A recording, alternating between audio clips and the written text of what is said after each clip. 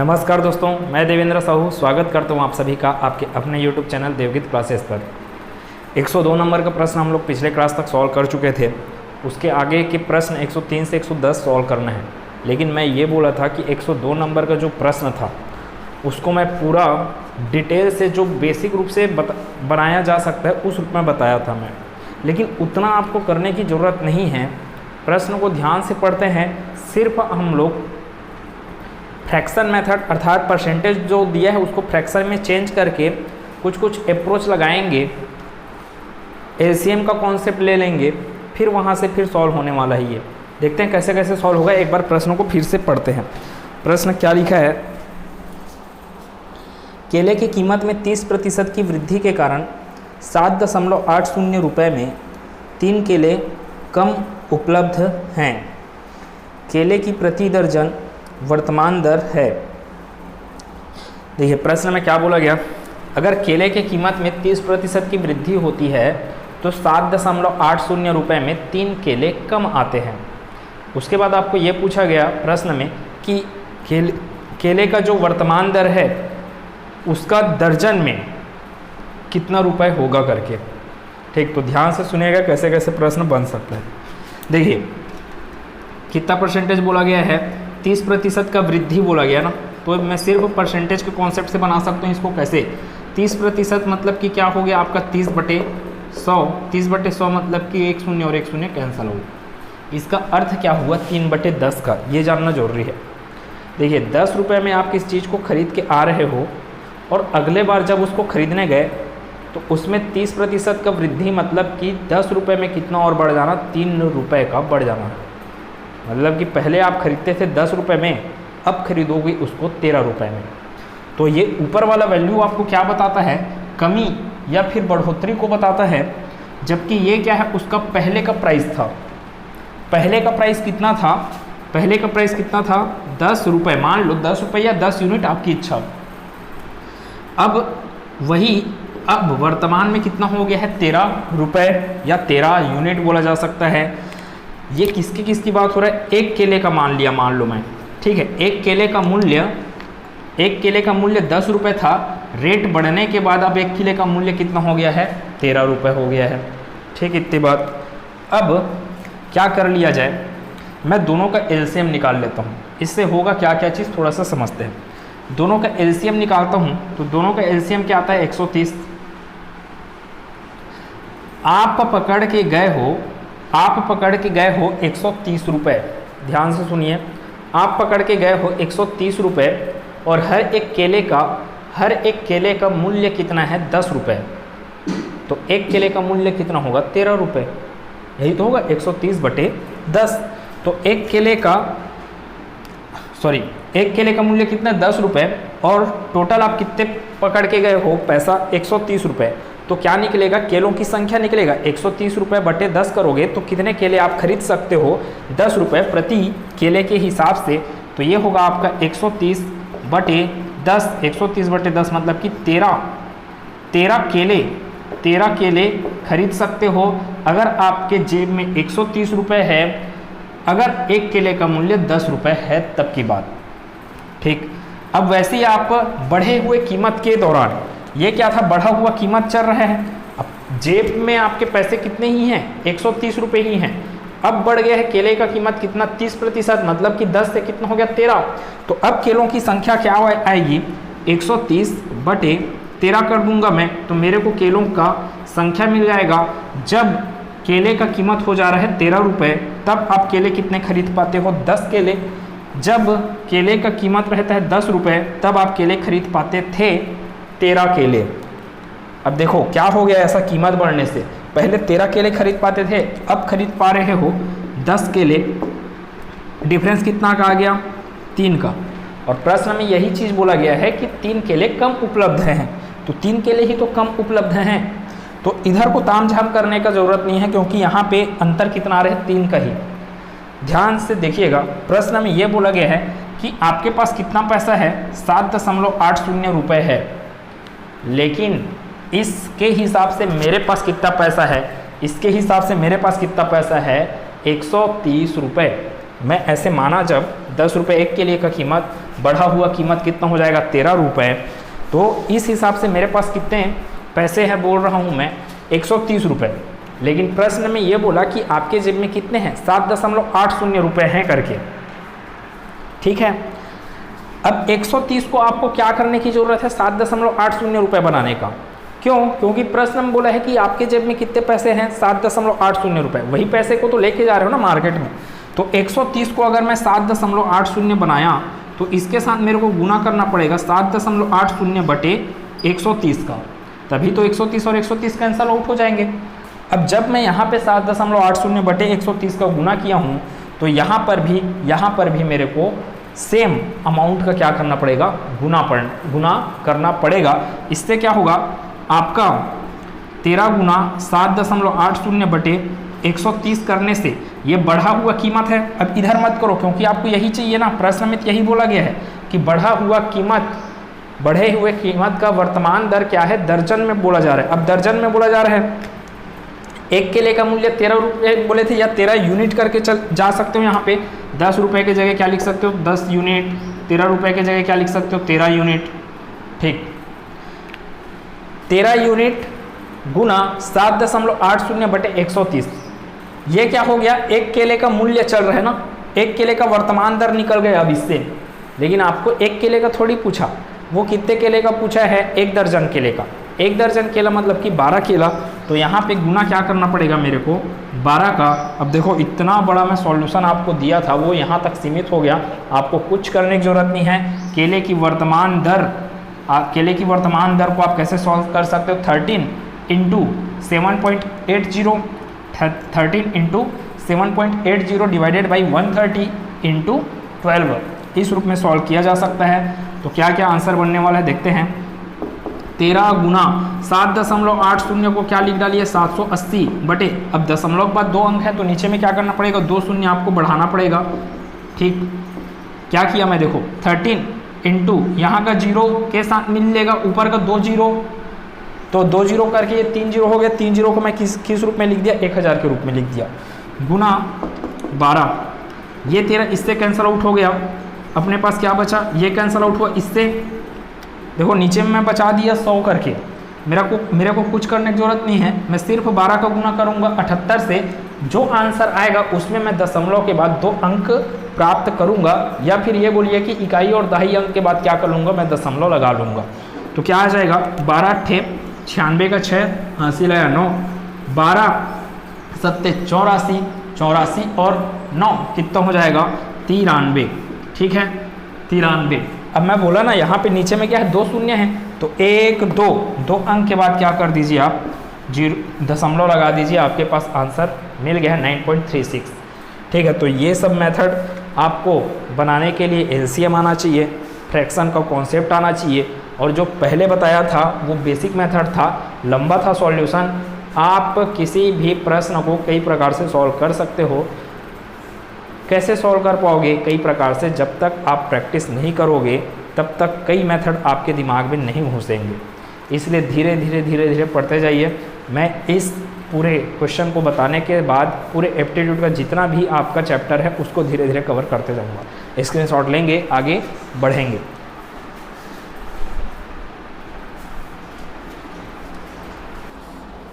यदि एक व्यक्ति 10 किलोमीटर प्रति घंटे के स्थान पर 14 किलोमीटर प्रति घंटे की गति से चलता है तो वह 20 किलोमीटर अधिक चलता है, उसके द्वारा तय की गई वास्तविक दूरी है। ऑप्शन है 50 किलोमीटर, 56 किलोमीटर, 70 किलोमीटर, 80 किलोमीटर। देखिए प्रश्न जो भी बोलता है उसको समझना बहुत ज़रूरी है कि क्या क्या बोला गया। कोई डिस्टेंस है ना, कोई डिस्टेंस है, उस डिस्टेंस से 20 किलोमीटर अधिक चल पाएगा वो कब, जब वह अपना स्पीड 10 किलोमीटर से 14 किलोमीटर कर देता है। तो क्या क्या चीज़ समझ में आया। मान लो क्या है, ये डिस्टेंस है आपका d, ठीक है, d डिस्टेंस है। अब वो आदमी क्या करता है, जब वह 10 किलोमीटर प्रति घंटे की स्पीड से चलता है और उसके अलावा जब वह 14 किलोमीटर प्रति घंटे की स्पीड से चलता है तो वो क्या कर देता है 14 किलोमीटर पर घंटे की स्पीड से चलने के कारण जो पहले का d डिस्टेंस था, ठीक है, d डिस्टेंस से कितना अधिक चल पाता है 20 किलोमीटर अधिक चल पाता है, जबकि 10 किलोमीटर प्रति घंटे की स्पीड से वह कितना डिस्टेंस ट्रेवल कर रहा है, डी डिस्टेंस। माना कि 10 किलोमीटर प्रति घंटे की स्पीड से वो कितना चल रहा है, डी डिस्टेंस को, तो 14 किलोमीटर की स्पीड से कितना चलेगा, डी प्लस 20। प्रश्न में यही बोला गया। आपको ऐसे प्रश्नों में कुछ नहीं, आपको दिमाग दौड़ाना है क्या चीज़ के लिए, चाल, दूरी और समय। चाल दोनों कंडीशन में सेम है क्या, चाल दोनों कंडीशन में अलग अलग है। दूरी सेम है क्या दोनों कंडीशन में, बिल्कुल नहीं, यहाँ पे तो डी है, यहाँ पे तो डी प्लस 20 है। ठीक है, समय दोनों में सही है, सेम है क्या, तो हाँ जी बिल्कुल सेम है, क्योंकि वह उसी समय में डी डिस्टेंस को ट्रेवल कर रहे हैं 14 किलोमीटर पर घंटे की स्पीड से, जबकि 10 किलोमीटर पर घंटे की स्पीड से डी को ट्रेवल कर रहा है। सेम टाइम में ही 14 किलोमीटर पर घंटे की स्पीड से जब अपनी स्पीड को बढ़ा दिए रहता है, तब वह डी के जगह कितना तय करता है, डी प्लस 20। क्या चीज़ कांस्टेंट है, तो समय कांस्टेंट है। तो ऐसे प्रश्नों में आपको कुछ भी नहीं करना है, सिंपल से सॉल्व होने वाला है। आप क्या जानते हो, चाल बराबर क्या होता है, दूरी बटे समय। जो चीज़ कांस्टेंट है उसको इक्वल के एक तरफ रखिए, जो चीज़ कांस्टेंट है वो क्या है, समय। तो ये हो गया समय बराबर क्या हो जाएगा, दूरी बटे चाल। अब समय तो कांस्टेंट है, समय किसके लिए, इस भाई साहब के लिए, और समय इसके लिए भी। ठीक है, तो इसके लिए समय क्या होगा, दूरी बटे चाल। इसके लिए समय क्या होगा, दूरी बटे चाल। दूरी क्या दिख रहा है आपको, डी बटे क्या दिख रहा है, चाल 10 किलोमीटर प्रति घंटा। और सेम समय लग रहा है ऐसा दूरी तय करने में, डी प्लस 20 दूरी को तय करने में कितने चाल से, 14 किलोमीटर पर घंटे की चाल से। तो कितना आएगा ये, बराबर इसलिए किया क्योंकि समय इसमें भी उतना लग रहा है, समय इसमें भी उतना लग रहा है। तो इधर क्या आ जाएगा, डी प्लस 20 दूरी बटे चाल। चाल क्या है यहाँ पे, 14। खत्म, सॉल्व कीजिए। यहाँ से 5 बार में कटेगा, ये 7 बार में कटेगा। 7 का गुना इधर होगा तो 7D, 5 का गुना इधर होगा तो 5D प्लस 100। 5D इधर कूदेगा तो 2D, 7D minus 5D 2D equals to क्या बन गया, 100। तो D इक्वल्स टू यहाँ से क्या मिल जाएगा आपको, 500, D इक्वल्स टू यहाँ से क्या मिल जाएगा आपको, 50 किलोमीटर। प्रश्न का सही उत्तर है। अब थोड़ा ध्यान दीजिए कि ये क्या हो गया, D इक्वल्स टू 50 किलोमीटर। आप डायरेक्ट ऐसे कर सकते थे, या तो फिर आप ऑप्शन से भी कर सकते थे। ऑप्शन से अगर करते तो आप क्या करते कि दूरी का बात किया जाता तो दूरी को यहाँ पे रखते, एक ऑप्शन उठाते और उसको भाग देते आप चाल से, समय जितना आता सेम समय आना चाहिए जब यहाँ पे D प्लस 20 लेते हो और उसको बटे करते हो 14 से, तो सेम समय आ गया। मान लो सेम समय आ गया तो वहीं पर क्या हो जाएगा, ऑप्शन आपका सही हो जाएगा। देखिए कैसे बोल रहा हूँ मैं कि आपके पास 50, 56, 70 और 80 है। 50, 56, 70 और 80 ये ऑप्शन है आपके पास। तो मान लो मेरे को इसको चेक करना है, 70 किलोमीटर का डिस्टेंस है करके, तो D divided by 70, D divided by 70 मतलब 70/10 कितना आ जाएगा आपका 7। तो यहाँ पर भी क्या आना चाहिए, D प्लस 20, 70 प्लस 20 कितना हो जाएगा आपके पास 90। 90 को भाग दोगे 14 से तो वह 7 नहीं देगा। समय सेम रहना चाहिए ना, तो जहाँ पे सेम आ गया ना समय, वही क्या हो जाएगा आपका ऑप्शन करेक्ट हो जाएगा। जैसे कि 50 ऑप्शन ए को ले तो हमें यहाँ पे 50 रखा, मैं 10 से भाग दिया, 50/10 क्या आ गया आपका 5। ठीक, यहाँ पे किया जाए 50, 20 कितना हो गया 70, 70 को भाग दे दोगे 14 से तो 14 पंचे 70। यहाँ पर भी सेम टाइम आया, यहाँ पर भी सेम टाइम आया, इसलिए ऑप्शन आपका करेक्ट कौन सा होगा, ऑप्शन नंबर ए। ठीक है, ये क्या हिट एंड ट्रायल मेथड कहलाता है जब आप ऑप्शन को उठा के सॉल्व करते हो। अगला प्रश्न क्या लिखा, दो संख्याओं का योग 2490 है। यदि एक संख्या का 6.5% दूसरी संख्या के 8.5% के बराबर है तो संख्याएं क्या हैं। देखिए क्या क्या दिया गया, मान लो वह संख्या क्या है, x है और y है, इनका योग क्या दिया गया आपको 2490 दिया। ठीक है, एक संख्या का 6.5%, पहले संख्या का कितना प्रतिशत 6.5% किसके बराबर है, दूसरे संख्या के 8.5% के बराबर है। इसको सॉल्व करने जाओगे, आपको संख्याएं पूछा गया है, एक्स और वाई का मान पूछा गया है, कैसे कैसे सॉल्व होगा। अच्छा, ये परसेंटेज से ये परसेंटेज कैंसल आउट, अब ये समझ में नहीं आ रहा है कैसे परसेंट कैंसल आउट हो जाते हैं करके। तो इस 6.5% को आप कैसे लिख सकते हो, x इंटू 6.5 डिवाइडेड बाई 100 है ना, 6.5 divided by 100 equals to y into 8.5 divided by 100। कैसे आ रहा है, प्रतिशत को हटाए हो तो बटे में 100 लगाना पड़ेगा। अच्छा, ये दशमलव दिख रहा है 6.5, इस दशमलव को भी हटा दो तो एक शून्य और बढ़ जाएगा नीचे में, इस दशमलव को भी हटा दो फिर एक शून्य बढ़ जाएगा नीचे में, क्योंकि दशमलव के बाद एक अंक था। ठीक है, तो ये कैंसल आउट हो गया, इससे और भाग दिया जाए, 5 से ये 13 बार में जाएगा, 5 से ये जाएगा 17 बार में, 17 पंचे 85, 13 पंचे 65। तो यहाँ से क्या आएगा आपके पास 13x इक्वल्स टू आ गया आपके पास 17y। अब यहाँ से थोड़ा सा दिमाग दौड़ाते हैं, x divided by y equals to आपको क्या मिल गया 17 डिवाइडेड बाई 13, ये मिल गया आपको x डिवाइडेड बाई वाई का वैल्यू। अच्छा, x का मान 17 है तो y का मान कितना है 13। अब वो 17 मीटर है, किलोमीटर है कि ग्राम है, क्या है, ये सब मात्रक नहीं दिया गया, इसलिए मैं डायरेक्ट इसको क्या बोलूँगा 17 यूनिट है। x का मान कितना है 17 यूनिट, y का मान कितना है 13 यूनिट। यहाँ पर आपको क्या चाहिए, x प्लस वाई बराबर 2490। x का मान कितना है 17 यूनिट, y का मान कितना है 13 यूनिट।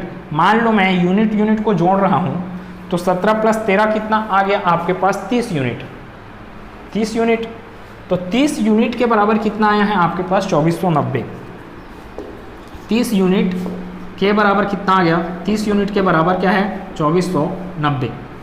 तो यहाँ से क्या हो जाएगा, एक यूनिट का मान 2490 बटे 30, ये कैंसल आउट हो गया इससे, 3 अट्ठे 24, 3 तिया 9, मतलब एक यूनिट का मान कितना आ रहा है, एक यूनिट का मान आ रहा है 83।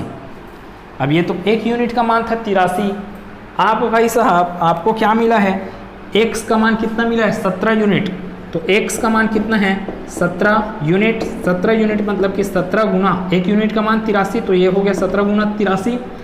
y का मान क्या हो जाएगा यहाँ से, y का मान 13 यूनिट, तो 13 यूनिट, तो 13 गुना 83, एक यूनिट का मान 83। सॉल्व कीजिए, आंसर पा जाइए, 17 तिया 51। ठीक है, 17 तिया कितना हो गया 51, 17 अट्ठे 136 आएगा, 51 का 5 शेष है आपके पास, 17 अट्ठे 136, 136 और 5 कितना हो गया आपका 141। तो 1411 क्या है x का मान, y का मान क्या आएगा 13 तिया 39 का 9 हासिल आया 3, 13 अट्ठे 104। ठीक है, 13 अट्ठे 104, 13 तिया 39 हुआ था, उसमें से 3 बचा हुआ है, 13 अट्ठे 104, 104 और 3 कितना हो गया 107। तो एक वैल्यू 1089, एक वैल्यू आपका 1411 कौन से ऑप्शन में दिया है, ऑप्शन नंबर 89 बोल रहा हूँ कि 1079। ठीक है, ऑप्शन नंबर डी 1411 एक संख्या और दूसरा संख्या क्या है 1079। 105 नंबर का क्वेश्चन, इसको मैं 2 मेथड से बताता हूँ। एक बार पढ़िए प्रश्न क्या चीज़ है। एक कक्षा के छात्रों की औसत आयु 15.8 वर्ष है। कक्षा में लड़कों की औसत आयु कितना दिया गया है 16.4 वर्ष और लड़कियों की औसत आयु कितना दिया गया है 15.4 वर्ष। कक्षा में लड़कों की संख्या का लड़कियों की संख्या से अनुपात क्या है। देखिए क्या क्या दिया गया प्रश्न में, उसको लिखते हैं। टोटल जो छात्र थे उनका आयु का औसत क्या दिया गया 15.8 और लड़के लोगों का औसत आयु 16.4, लड़के लोगों का 16.4, लड़कियों का 15.4। ये औसत आयु दिया गया इतना सब चीज़। ठीक है, 15.4 और 16.4 और इनका औसत क्या है, सभी को अगर मिला दें तो औसत है अपने पास 15.8 वर्ष। अब आपको ये पूछा जा रहा है कि लड़कों की संख्या का लड़कियों से अनुपात क्या होगा। तो ध्यान देने वाली बात क्या है, पहले मेथड से मैं बता रहा हूँ, दूसरा मेथड आपका सबसे ज़्यादा सरल है, लेकिन पहला मेथड जो कॉन्सेप्ट बनाता है आपका उसी से मैं बता रहा हूँ। 105 नंबर का क्वेश्चन है ये। देखिए ये क्या है, लड़कों जितने लड़के थे उनके आयु का औसत है और ये क्या है आपका जितनी लड़कियाँ थी उनके आयु का औसत। ये क्या है आपका टोटल लड़के और लड़कियों की आयु का औसत। तो इसके लिए मैं कैसे लिख सकता हूँ इक्वेशन, ध्यान दीजिएगा। औसत बराबर क्या होता है, प्रेक्षणों का योग बटे प्रेक्षणों की संख्या, मतलब कि लड़कों के आयु का योग। अब लड़कों की आयु का योग मैं मान लेता हूँ समेसन ऑफ बी, ये तो औसत दिए है ना भाई। लड़कों की आयु का योग बटे क्या हो जाएगा, लड़कों की संख्या। लड़कों की संख्या को मैं मानता हूँ बी, तो उस बी का आप क्या कर दोगे, समेसन कर दोगे तो योग मिल जाएगा। लड़कों की संख्या को मैं डिनोट किया हूँ बी से, जबकि समेसन बी क्या बता रहे हैं आपका, लड़कों की संख्या के उम्र का योग है। ठीक, और यही क्या औसत, ये किसके बराबर दिख रहा है आपको, 16.4 के। तो यहाँ से क्या आ जाएगा, summation of b equals to 16.4 b. वैसे लड़कियों के लिए भी कर सकते हैं। लड़कियों के लिए summation of g divided by g equals to क्या दिया गया है आपको, 15.4। औसत बराबर प्रेक्षणों का योग बटे प्रेक्षणों की संख्या, जितनी लड़कियां हैं, कितनी लड़कियां हैं मान लिए हो आप, जी लड़कियां हैं, टोटल जी लड़कियां हैं, और उन टोटल जी लड़कियों के उम्रों का योग, के उम्र का योग क्या हो गया आपके पास, समेसन ऑफ जी। तो यहाँ से आपके पास समेसन ऑफ जी कितना आ रहा है, 15.4 जी। ठीक है, अब एक चीज़ और, जब दोनों को मिला दिया जाता है तब औसत कितना है आपके पास, 15.8। 15.8। अब देखो यहाँ से मैं दोनों को मिला रहा हूँ, दोनों को मिलाऊंगा मैं, तब मेरे पास औसत क्या आने वाला है। ये तो हो गया टोटल बॉयज़ लोगों का। अगर मैं टोटल औसत निकालूं तो 15.8 बराबर क्या हो जाएगा, लड़के और लड़कियों की उम्र का योग, इसका योग कितना है 16.4 बी। तो यहाँ पे लिखा मैं 16.4 बी प्लस 15.4 जी। लड़कियों की संख्या और लड़कों की संख्या बटे में आएगा। क्यों बटे में आएगा, क्योंकि यह क्या है, मिश्रित औसत है। ठीक है, तो नीचे में क्या आएगा, b प्लस जी। अब कुछ नहीं, सॉल्व किया जाए इसको, आपको रेशियो पूछा गया ना b और g के बीच में, तो इसको सॉल्व करेंगे तो b का गुना 15.8 से होगा, b का गुना 15.8 से होगा तो कितना मिल जाएगा आपको, 15.8 जी।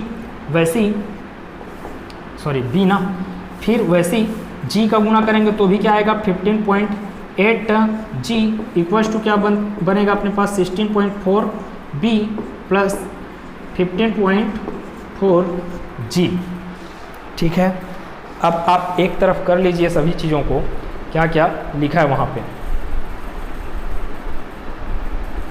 देखिए आपको किसका किसका अनुपात चाहिए, b अनुपात g चाहिए, तो b वाले को एक तरफ रखिए और g वाले को एक तरफ। तो 15.8 और ये क्या है 16.4, या तो फिर इसको उस तरफ फेंक दीजिए क्योंकि ये छोटा वैल्यू 16.4 से, 15.8 से इस तरफ ला लीजिए किसको, g वाले को। तो क्या बन जाएगा आपके पास 15.8 जी माइनस 15.4 जी इक्वल्स टू क्या होगा आपके पास 16.4 बी माइनस क्या होगा 15.8 बी। ठीक है, इतना चीज। अब क्या क्या है, 15.8 में से 15.4 को आप घटाओगे तो क्या बचेगा आपके पास 0.4 जी ना, 0.4 जी इक्वल्स टू 16.4 में से 15.8 को घटाइए आप तो बचने वाला है आपके पास 0.6 बी। आपको क्या चाहिए, b डिवाइडेड बाई जी चाहिए, तो b डिवाइडेड बाई जी क्या हो जाएगा, ये 0.6 किसके नीचे आ जाएगा, 0.4 के नीचे आ जाएगा। सॉल्व करोगे इसको कितना आएगा, 2 दूनी 4, 2 तिया 6 है ना, दशमलव भी हट जाएंगे क्योंकि दशमलव बाद एक ही अंक है। तो ये क्या बन गया आपका b बाई जी का वैल्यू, b अनुपात g आपका कितना आएगा आंसर, 2:3। अब इसका शॉर्टकट मेथड बताते हैं। देखिए प्रश्न में बोला क्या आपको कि औसत आयु, दोनों को मिलाने से उनका औसत आयु कितना है 15.8, जबकि बॉयज़ का कितना है, बॉयज़ का है 16.4 और गर्ल्स का कितना है 15.4 और दोनों का मिश्रण कितना है 15.8। तो जब इसको मिश्रित किया गया है और ध्यान देंगे ना वहाँ पे उनका जो एज रहेगा, जैसे एक जने का एज का औसत एज कितना है उन लोगों का ज़्यादा है, किससे एवरेज से ना, एकदम उन लोगों के बीच में जो आया है उससे एक वैल्यू ज़्यादा होगा और एक वैल्यू क्या होगा, इससे कम होगा। तो यहाँ पर आप क्या कर सकते हो, मिश्रण को कॉन्सेप्ट लगा सकते हो रेशियो निकालने के लिए। ये किसकी बात हो रहा है, यहाँ पे बॉयज़ का बात हो रहा है, यहाँ पे क्या चल रहा है, गर्ल्स का। ठीक है, लड़कों का उम्र का औसत 16.4, लड़कियों की उम्र का औसत 15.4। जब दोनों को मिला दिया जाता है बॉयज़ प्लस गर्ल्स को, तो उनके उम्र का औसत कितना है, 15.8। 16.4 में से 15.8 को घटाते हैं, जो वैल्यू आता है उसको इस तरफ लिखते हैं। ये मिश्रण का कॉन्सेप्ट है। 16.4 में से 15.8 को घटाए, कितना आ गया, 0.6। ठीक है, 15.4। अब देखो ये 15.8 और 15.4 में बड़ा कौन, तो 15.8। तो 15.8 में से 15.4 को घटाते हैं और जो वैल्यू आता है उसको इधर लिखते हैं। तो कितना आएगा, 15.8 माइनस 15.4 आपको क्या देगा, 8 माइनस 4 क्या देगा, 0.4। ठीक है, तो बॉयज़ का अनुपात गर्ल्स से कितना मिल रहा है, 0.4 बटे 0.6। यहाँ से एक ही बार में आपके पास सॉल्व हो सकता है। 0.4 बटे 0.6, 2/3 आएगा प्रश्न का उत्तर। खत्म। तो कई मेथड हैं, लेकिन कई मेथड में कई आपको ये हो सकते हैं दूसरा मेथड नहीं समझ में आया, कैसे आगे, तो इसके लिए मिश्रण भी तो पढ़ना पड़ेगा। तो आपको मिश्रण का कॉन्सेप्ट आना जरूरी है इसके लिए। इसलिए हर एक चीज़ को शॉर्टकट में समझना, मैं तो समझा दूंगा, लेकिन आप समझ पाओगे कि नहीं समझ पाओगे उसकी गारंटी नहीं है फिर, क्योंकि कॉन्सेप्ट बिल्ड करना पड़ता है ना भाई पहले। तो देखो, उद्देश्य ये नहीं है कि जल्दी जल्दी ख़त्म कर देना। 3 प्रश्न ही हुए हैं, 102 से 105 तक बस हुआ है और समय इतना हो गया। आगे के क्लास में हम लोग जो बचा हुआ प्रश्न है 5 प्रश्न उसको कवर कर लेंगे। मिलते हैं अगले क्लास में। अच्छे से ध्यान दे के पढ़ते रहिए। नहीं समझ में आया उसको, उस कॉन्सेप्ट को आप बिल्कुल कमेंट सेक्शन में बोल सकते हैं। मिलते हैं अगले क्लास में। धन्यवाद।